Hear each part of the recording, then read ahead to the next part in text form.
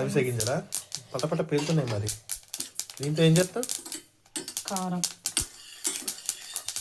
అవిసె గింజల కారం చెప్తావు కదా ఎలా చేయాలో.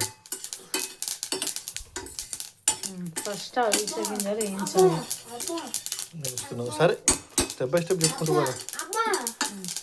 తర్వాత ఎండుమిర్చి. ఏం కాదు.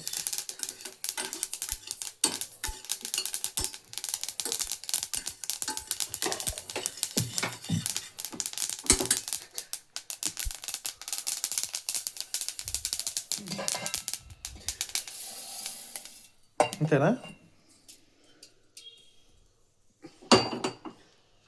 ఇప్పుడు ఎండుమిర్చి వేయాలి.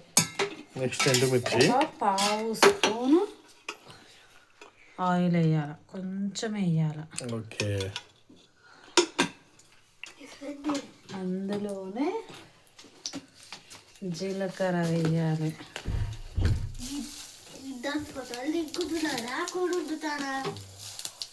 అందులోనే జీలకర్ర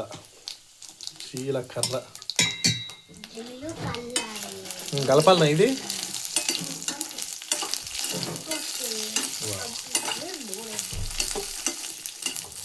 అందులోనే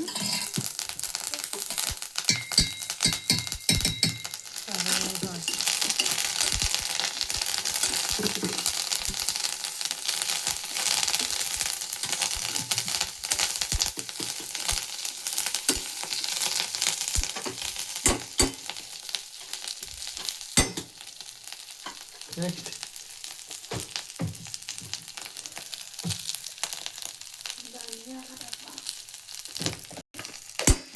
అందులోనే ఒక పిడికెడు ధనియాలు వేయాలి.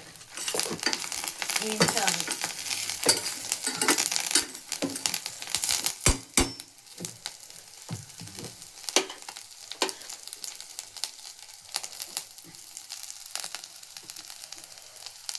స్టవ్ ఆన్ చేయాలి. పచ్చదనం మొత్తం పోవాలి అయితే. అంతేనా?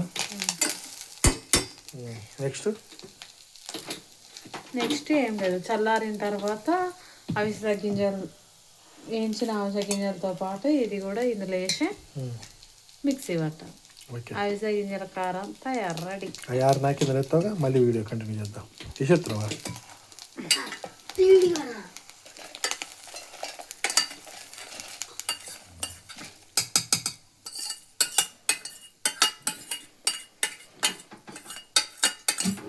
రోజు అన్నం తింటాం కాబట్టి దీంతో పాటు హాఫ్ స్పూన్ కారం, 2 ముద్దల అన్నం ఫస్ట్ తిని తర్వాత నార్మల్ మనం ఏ కర్రీ వేసుకుంటే ఆ కర్రీతో అన్నం తినొచ్చు.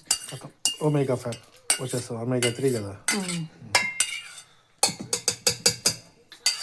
ఇప్పుడు ఇది కూడా అదేగా పౌడర్, డైరెక్ట్ వాటర్లో, అవిసె గింజల నార్మల్ వాటర్లో 1 స్పూన్ వాటర్లో కలుపుకొని తాగొచ్చు. అయితే కొలెస్ట్రాల్ పోతుంది. టెక్నాలజీయా కానీ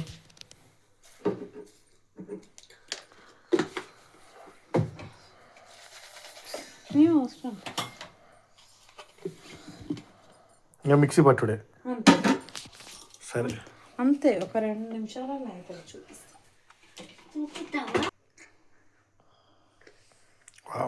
ఇంకొంచెం మిక్సీ పట్టాలనా?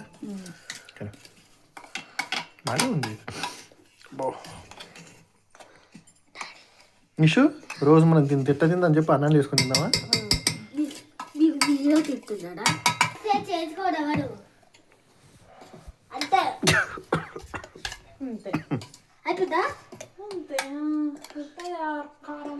రెడీ.